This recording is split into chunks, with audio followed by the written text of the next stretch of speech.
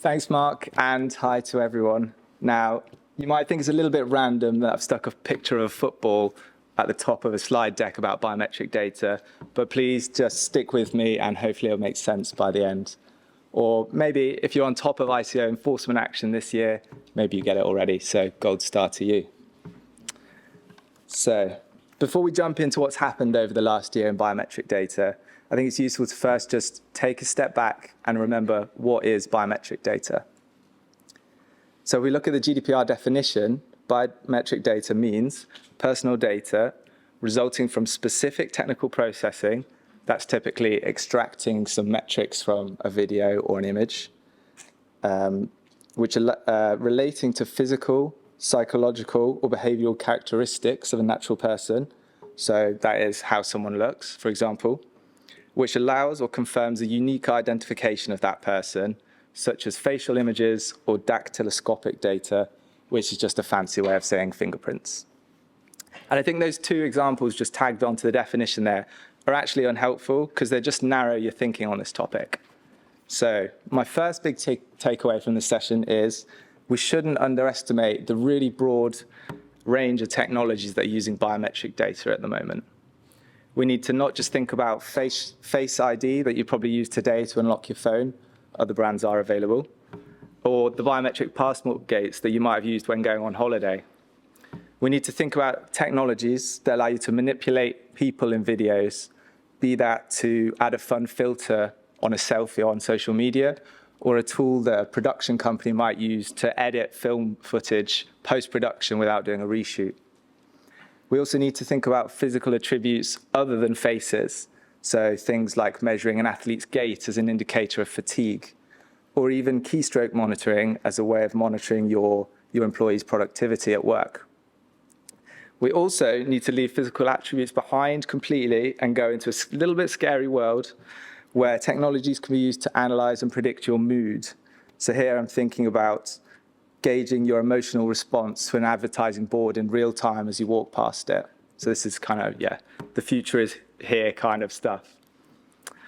And I know that you've got a talk on AI coming up later on, and I don't want to steal their thunder, but what I will say is that the recent developments in biometric technologies over the last year can definitely be attributed to the boom that we're seeing in AI and machine learning. So the risks are pretty intertwined here. Given that, it's no surprise that this technology has caught the attention of the ICO, who over the past year has published guidance specifically on the processing of biometric data and biometric technologies, and two, has issued an enforcement notice, which is a good example of what not to do here. So we'll start with number one. The ICO published new guidance on processing biometric data and the use of biometric technologies in February this year. The guidance is pretty comprehensive, 50 pages if you print the whole thing off, and it walks you through each of the data protection principles, so lawfulness, fairness, transparency, and tells you what you must do in order to comply with the GDPR, along with what you should do and what you probably could be doing in order to be compliant. Now, I obviously don't have time to talk through the whole thing, so what I wanted to do today is to just pick out one nugget, which I think is really useful to bear in mind going forward, and that is biometric data is not always special category data. So biometric data is a bit of an odd one out because of all the special categories of personal data listed in Article 9, it's the only one that's subject to a purpose test. So for biometric data to be considered special category, it needs to be specifically used to identify someone, whether that's to check who someone is or if you know someone, or to verify that they are who they say they are. And it's true that this was already kind of set out in the definitions in Article 9 itself, but the fact that the ICO has come out, made it crystal clear in the guidance, will definitely provide some comfort for those that are looking to use biometric data for purposes other than identification. So if you're going to be using biometric data to provide a selfie filter, which allows someone to add an England flag to their cheek, or put a trophy on the head during the Euros this summer, then you probably won't be processing special category data, even if you're needing to extract unique features like the shape of someone's face in order to do so. And why is that a good thing, you might ask? Well, if you're not processing special category data, you won't need an Article 9 condition, which can sometimes be a real pain. So, if the guidance showed that the ICO was going to help organisations comply with the GDPR when processing biometric data, the enforcement notice it issued against Serco Leisure showed that it was also not going to mess around on the enforcement side.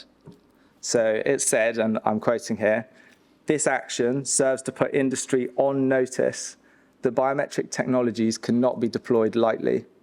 We will intervene and demand accountability and evidence that they're proportional to the problem organisations are seeking to resolve."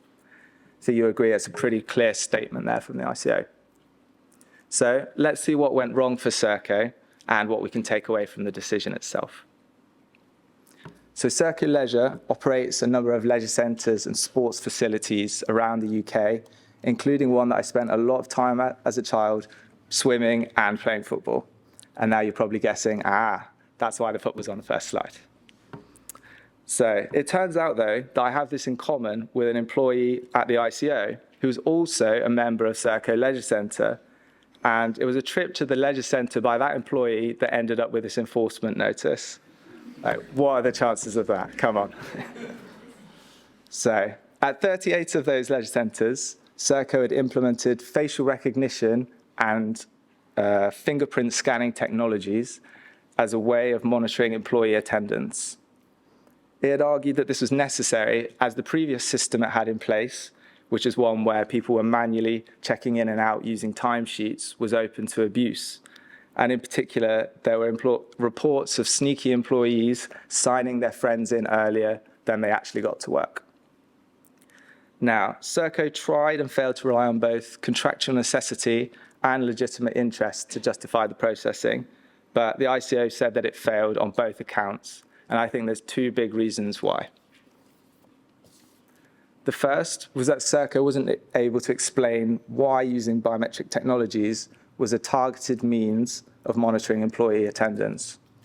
Essentially, Serco couldn't explain why using less intrusive methods, like good old ID cards that you probably all use, wouldn't have been just as effective.